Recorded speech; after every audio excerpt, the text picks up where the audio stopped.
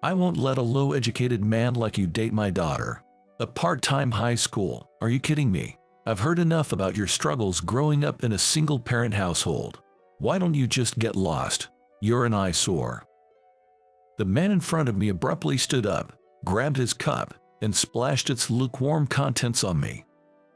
It wasn't hot enough to burn, but it tore apart the last shreds of my pride. "I'm truly sorry."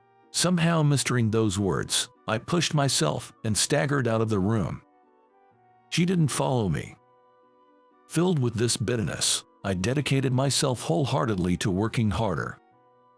Years later, when I ran into my now father-in-law, who was an attorney, I could have never predicted what would unfold. This is the story of my life's turnaround. My name's Matthew. Currently, I work as a clerk at a law firm. Due to personal circumstances at home, I graduated from a part-time high school and was hired straight from my part-time job into this law firm. The boss, who knew about my situation, kindly employed me since I had been working part-time there since high school. I owe so much to the boss for taking in someone like me with just a high school diploma and no significant skills. Now, I'm learning various things while working. I'm doing my best to gain skills to be of help to the boss. I come from a single-mother household, and I have a younger brother and sister. I hardly remember my father, but I believe he was a violent man when he drank. He was rarely home and was mostly out drinking, so as a young child, I didn't really know him. My brother and sister probably felt the same. There was a time when my father went on a rampage, and fearing for our safety, we fled our home. From then on, the four of us began living in a small apartment. In hindsight, I guess that's when my parents divorced. We settled in our current place after taking several train rides from our old home. The climate here is mild, and it rarely snows heavily during the winter. Given that my mother had a fragile constitution and often fell, this pleasant climate might have been comforting for her. After graduating middle school, I enrolled in a part-time high school to help with household expenses and took on numerous part-time jobs. I worked at places like convenience stores, gas stations, coffee shops, and even did some manual labor like road construction. Whenever I heard of a job opportunity, I jumped on it and juggled multiple jobs. One of those jobs was doing odd jobs at this law firm. While my tasks, such as affixing stamps to mail, organizing documents, and sorting printed materials, were fairly simple, the hourly wage was good and all the colleagues were just wonderful people. Because of this, I truly enjoyed my job and worked hard every day. After high school, I landed a job as a clerk. It was such a blessing. Another unforgettable job I had was at a tea room. It was a quaint little place run by a friend's uncle and boasted an array of teas, making it a hidden gem in the community. The owner's wife, known for her simple homemade baked goods, had an especially popular item, cookies that both my younger brother and sister couldn't get enough of. And in that tea room, I had a destiny-driven encounter. Her name was Alicia. She was my age, a petite girl. Her long black hair was tied back, swaying like a tail when she moved, something I found endearing. With a gentle aura around her, her calm manner of speaking and radiant smile was downright charming. Her passion for tea was evident, as she could talk endlessly about her favorites. I found that side of her so cute. I quickly fell for Alicia. Turns out, she had a soft spot for me too, and soon after, we started dating. For both of us, it was our first relationship, our first dates, our first time holding hands. We slowly but surely deepened our bond. Upon graduating high school, I secured a job at a law firm and had to leave my part-time job. Alicia, however, continued to work there while attending a local college. Every time I drop by the tea room after work, she greets me with a freshly brewed cup of tea. It became a daily routine for me to escort her to the train station after her shift. She secured a job in the spring of our 4th year together. With both of us stepping into the working world, I proposed to Alicia. My younger siblings had started high school, and my mom found steady work. Our home life was stabilizing, and I started to think about the future. When Alicia accepted my proposal, I was so overwhelmed with joy I broke down in tears. It felt too good to be true, almost frighteningly so. But our bliss was soon to be tested. Alicia came from what you might call an old money family, with a lineage of politicians and lawyers. Her grandfather had been a city councilman, and her father was a lawyer. Being the only child, she was doted upon. I was taken aback when I found out about her family's prominence, but she reassured me with a laugh, saying it wasn't a big deal. My folks are just overprotective and tend to spoil me. They wouldn't object to anyone I chose to be with. It seems that she talked about me quite often to her folks. Feeling a touch of anxiety, I was heading to her parents' place, even though she assures me it's okay, telling me with sparkling eyes that they always listen with smiles on their faces. Her residence was a large, traditional-style home, enclosed by a grand fence in a quiet suburban neighborhood. Though I'd always dropped her off at the train station, I'd never seen her house before. She'd always turned down my offers to take her home, saying that a car was already coming to pick her up from the station. Seeing the splendor of her house made me reflect on the small apartment I shared with my family. I couldn't help but feel our worlds were so different, intensifying my anxiety. It's old and a bit embarrassing. Saying that, she walked through the gate, but all I could do was shake my head. The person who greeted me was her mother. Her gentle and warm smile was so much like Alicia's that I could definitely see the family resemblance. "My name's Matthew. Nice to meet you." As I bowed and introduced myself, her mother smiled softly and led the way. "My husband will be a bit late from work. I hope you don't mind waiting for a bit." "Oh, it's all right." I was led to a traditional living room adorned with beautiful American paintings and what looked like an expensive vase. She served tea for us.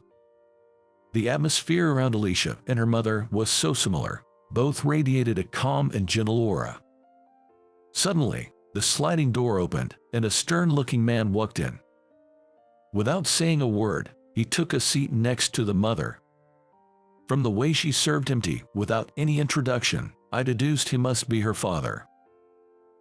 Hello, my name's Matthew." I straightened my back and bowed deeply. However, he just glanced at me and didn't say a word. Confused, I looked at Alicia, and she seemed equally bewildered, shifting her gaze between her father and me. Amid the silence, the first to speak up was the mother. "Matthew, please look up. Honey, what's going on?" Trying to mediate the situation, the mother raised her hand to intervene, but the father began to speak. "Was it Matthew? Alicia told me she wanted to introduce you to us. I hope you don't mind, but I did a little digging." "What? What does he mean by digging?"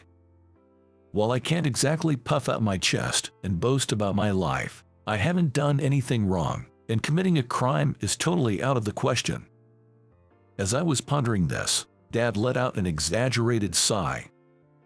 "I've heard your family is quite poor. You've even been working part-time jobs to help with the bills," he said. It was the first time anyone had said so bluntly that I was poor. Sure, we aren't rich, but I always thought we lived a typical life. Still, from the perspective of someone from such a prestigious family, I guess my household must seem inferior. Dad continued, "I want Alicia to have a life that's more than just average happiness. That's a parent's heart. Someone broke like you is out of the question." I was deeply shocked by those blatant and malicious words. Seeing my reaction, Dad smirked. It was clear as day that he was trying to corner me even more. "You only graduated from a night high school and didn't even go to college. What kind of job can a high school grad get? What kind of qualifications can you earn becoming a lawyer like me? Dream on. I want Alicia to marry a man even more respectable than me. You're not even in the running." Alicia looked as stunned by her dad's words and seemed at a loss for what to say. I was so shocked, I couldn't even lift my head. "I won't have my daughter marry an undereducated man like you. Are you making a joke by just graduating from a night school? I've heard enough of your sob stories about growing up in a single-parent home. Why don't you just scram? You're an eyesore." Dad abruptly stood up and, in his rage, grabbed his teacup and splashed its contents at me. Thankfully, the tea was lukewarm, so I didn't get burned. However, my already fragile pride was now completely shattered. "I'm sorry." I somehow managed to utter those words, forcing my trembling legs to carry me out of the room. She didn't come after me. That night, I received an apologetic message from Alicia. She expressed her apologies and mentioned wanting to meet and talk, but I replied that I couldn't see her again. After being berated like that, I didn't feel I could sit down and have a calm conversation with her. My self-esteem was in tatters, and I felt like anything said to me would just make me feel even more insignificant. I couldn't find a way to measure up to her father. Marriage seemed impossible. In the end, we chose to part ways. And then, 10 years flew by. 10 years later, we were both 32. I'm still working at the same law firm. I've gotten my national certification, and the busy days have helped me forget the past. I hadn't been in touch with Alicia since that day. I heard she got a job and moved out of her parents' home. By the 3rd year, she had been transferred out of state. I couldn't bring myself to respond to her messages. Yet, I still can't forget her. I feel I might never be able to love someone else for the rest of my life. Trying to escape those thoughts, I've immersed myself in my work. "Matthew, if you are going to the courthouse, could you drop off these documents for me?" A senior lawyer called out to me as he was about to leave. Today, I was scheduled to accompany the director to the courthouse. At the request of a senior colleague, I readily agreed and took the car keys. The director is like a second father to me. I've been under his wing since high school, so no matter how hard I try, I can't outshine him. He's always smiling and is a great personality, but I heard from a senior colleague that in his younger days, he was known as the Demon Nash. Even though I've been working here for 10 years, I'm still at the bottom of the pecking order in the office. That's why, when the director goes out, I often accompany him, acting like a secretary. Though it's not really my job anymore. When we arrived at the local court, similar to a county court, I parted ways with the director to deliver some documents a colleague had entrusted me with.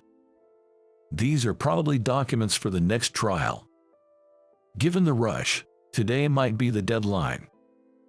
After submitting the documents, I was heading to the restroom when I spotted a familiar face. I thought I might be mistaken for a moment, but it's a face I couldn't forget.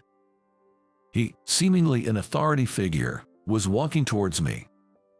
I tried not to make eye contact and nodded while looking down. But that man, Alicia's father, stopped right in my path. Well, aren't you the overconfident guy who proposed to my daughter despite having no college degree? I had hoped he hadn't recognized me, but I was wrong. I remained silent, keeping my head down. "What are you doing here? If you're being sued, do you need my help? Someone like you, without an education, probably knows nothing about the law, right?" Alicia's father sneered, suddenly changing his expression. It was a look of pure fury, so sudden it sent chills down my spine. "You said something to Alicia, didn't you? Ever since that day, she's stopped listening to me. She was always such a good, obedient girl, but now it's as if she's under a bad influence." "I have no idea what you're talking about. I haven't been in touch with Alicia since then. Your accusations make no sense to me." "Oh really? Do you think you can just brush me off like that? Listen here, lowlifes like you can't even hold a conversation with sophisticated people like Alicia and me. Know your place and cower in it. Never show your face around me again. That might be a little difficult for you." Out of place, A laid-back voice echoed in the area, and the person who appeared was Director Nelson. "Oh, Mr. Nelson, why are you here?" The one who exclaimed in surprise appeared to be Alicia's father's boss. Shocked, he bent forward in a right angle to greet the director. "This is a courtroom, right? Isn't it normal for attorneys like us to be here?" The director, laughing, addressed the boss, while Alicia's father looked on in disbelief. "Oh, come on. Haven't you also served as the president of the Bar Association? You're a giant in the legal community, aren't you?" "Well, it's just that I've been around long enough to be known by many. Being an attorney, it's only natural to come to a courtroom, right? More importantly, what's up with our Matthew?" Director Nelson gave me a light pat on the shoulder and looked towards Alicia's father. His face was smiling, but his eyes weren't. I knew that look all too well, having worked alongside him for many years. When he made that face, it usually meant he was upset. "Matthew here is my protege. He's a top-notch lawyer." "What? A lawyer? But didn't you only graduate from an evening high school?" Alicia's father looked at me with an incredulous expression. I simply nodded in confirmation. That was the case 10 years ago, but thanks to Director Nelson's guidance, I was able to become a lawyer. Did you know even someone with just a high school diploma can become a lawyer?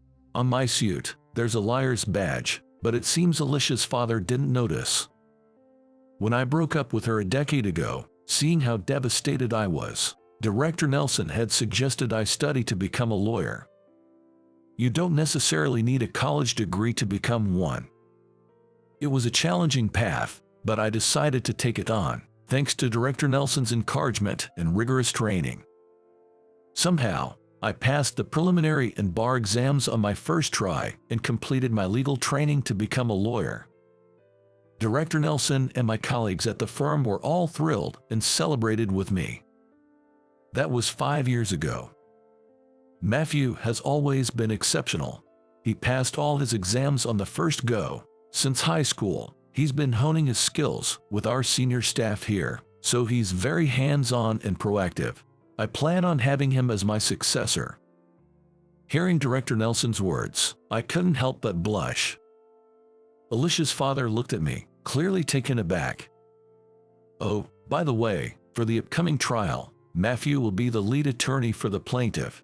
I believe you're representing the defendant, aren't you? It'll be interesting to see how this plays out, won't it?" Director Nelson said with a sly grin. His villain-like demeanor made me smile too. I've been mentored by this man for over a decade, so there's no way I'm backing down. I'm determined to show I can beat even the best lawyers out there. Seeing our confidence, Alicia's father turned pale. His boss was even trembling. "Well, see you around." With that, we left the scene. Since then, it had been a whirlwind of preparations for the trial. This time, it was a divorce case. Although mediation was attempted, the husband, the defendant, wasn't satisfied, taking the case to court. From our side, the main issues were securing the divorce and claiming alimony. The wife, our plaintiff, was resolute in her desire for divorce and had amassed a lot of evidence pointing to infidelity and domestic violence. The contents of the medical report submitted were so shocking that I found myself grimacing, and I was determined more than ever to win. On the day of the trial, I reassured the anxious plaintiff. "Don't worry, you're not fighting this battle alone." But, of course, I'm not fighting this alone either. I'm always being helped by my colleagues and staff at the office. That's why I truly believe there are people standing behind me, supporting me. Isn't it the same for you? You've mentioned that your kids, your parents, and even your friends are all cheering you on, haven't you? Let's give it our best shot, together. Yes. And so, we took on the case and came out overwhelmingly victorious. The husband's arguments were all over the place, lacking any sincerity. Using that to our advantage, we were able to win the desired alimony of $30,000. Of course, the wife was granted custody. Child support was set at $1,000 monthly, and a lump sum payment was agreed upon until the child reaches adulthood. Everything went as we hoped. After hearing the verdict, the defendant hung his head in dismay. It seemed like Alicia's father was suggesting an appeal, but not wanting to endure any more humiliation. The trial was concluded then and there. "Hey," someone called out as we were leaving the courthouse. I knew there was only one person who would call out like that in such a high-handed manner, and sure enough, it was Alicia's father, glaring at me. "Don't get too cocky. So what if you're a lawyer? Without a proper education, you're never going to make it big. I won't have someone without a degree acting all high and mighty. I admit I don't have the educational background, but is that really necessary to defend someone? What? I became a lawyer to stand up for the weak. I don't care about climbing the corporate ladder. I can't stand people who oppress those in a vulnerable position, and I certainly won't tolerate those who misuse the power they're entrusted with." Humph, young blood, that's just idealistic nonsense. Maybe, but it's something I believe a lawyer should never forget. "You insolent man. I can't even deal with you." With that, Alicia's father stormed off. To suffer such a defeat after looking down on his opponent must have been a huge blow to his pride. Reflecting on it, I felt a bit vindicated about my past decisions. A few days later, an unexpected visitor arrived at the office. "Alicia, it's been a while." Alicia, still as beautiful as ever, smiled, though she appeared a bit worn out. Alicia came to discuss something about her parents. The clerk who heard the conversation informed me of this. About her parents. When I asked that, Alicia, with tearful eyes, pulled out a few photographs. In them was Alicia's father. The man in the pictures was seen getting intimate with a woman other than Alicia's mother. There were multiple photos, all with different settings and outfits, suggesting potential evidence of infidelity. My dad used to dote on me and my mom, almost smotheringly, treated us like birds in a cage. I only realized something was off about 10 years ago. Up until then, I thought it was normal, but something happened that made me realize his thinking was twisted, and I left home. But it seems like over these 10 years, with me gone, my mom has been even more controlled by him. She rarely leaves the house and spends her days being berated by him at home. She used to love going out, but now she's afraid of upsetting him. Can't we get them divorced? At this rate, my mom will break. Saying this, Alicia became too emotional and began sobbing into her handkerchief. "I'm sorry, but without the person directly involved, please, can't something be done?" At the clerk's words, Alicia kept bowing her head. In matters of divorce, the person's intent is paramount, and there's limited room for family to intervene. But considering the circumstances, I wanted to help. It's not just because of Alicia, but it's also sort of a professional ethic of mine as an attorney. "Can we get your mom on the phone?" At my words, Alicia quickly looked up. Her eyes, now bloodshot, widened, and she hurriedly pulled out her cell phone. "I can, right now." "All right then, please go ahead." She then set her phone to speaker mode, and I listened to her mom's voice. The voice, in stark contrast to my memory from 10 years ago, sounded utterly drained. "Divorce? I haven't thought about that. Thank you for your concern. But Mom, you see how Dad's behavior is off, right? That's not love. It's just control. I know you've protected me from Dad. I know you held him back when I left home. I promise I'll protect you now. So please, can we run away together?" From the other end of the phone, it sounded like Alicia's mother was crying. All I could hear were her sobs, so I spoke up. "I'm Matthew, an attorney. Divorce is extremely challenging. I can't necessarily recommend it. If your husband changes his ways, that would be best." "There's no way that's gonna happen," Alicia exclaimed. "I agree. That person probably won't change their deeply ingrained opinions after all these years. However, if you truly want to run away, it's a different story. If you're too frightened to speak up because of your husband, let me handle it. That's what lawyers are for." I felt Alicia's gaze on me. On the other end of the phone, Alicia's mom gave a small yes. Jess, thank you. With that, I was decided as her representative. Immediately, I had Alicia and her mom evacuate to a hotel out of state, because we didn't know what kind of treatment we'd receive again. I promptly sent a certified letter to Alicia's dad, proposing divorce negotiations. Of course, it included the evidence of infidelity that Alicia had brought. Probably right after he got it, Alicia's father called, furious. What's the meaning of this? Is this some kind of revenge? What have you done? Where are they? This isn't revenge. I've been officially asked by her wife. Those photos were prepared by her daughter. They both don't want to see you anymore, so I made the proposal as a representative. This is a marital issue. We'll settle it between us. You know that's not possible, right? You're a lawyer after all. Then, it's court. We'll settle this in court. That's fine with you. What? You're a respected lawyer. What will happen if your affair and domestic abuse become public? Your reputation will hit rock bottom, right? We have the evidence. Despite this, you still don't want to discuss a divorce settlement. You'd think a lawyer would consider that, but Alicia's father seemed really heated. I'll ask again. Do you want to go to court? To my slow question, a small understood came from the other end of the phone. After that, our demands were almost unconditionally met, and Alicia's parents were able to divorce. Though it wasn't made public, there's no smoke without fire, as they say. Alicia's father's affair was exposed in a weekly magazine, and his divorce became public, leading him to lose his influence bit by bit. He was fired from the firm he belonged to and apparently tried to start his own, but it seems it's not going so well. Well, in a profession where trust is everything, you can only say he brought it on himself. Then, I started dating Alicia again. She sincerely apologized for something that happened 10 years ago. We decided to rebuild our relationship from a friendship, but I was so touched by her kindness and positivity that I asked her out. Fast forward a year. We were both staring at a piece of paper. This is the most nervous I've ever been. It's okay. I got us 3 copies, just in case.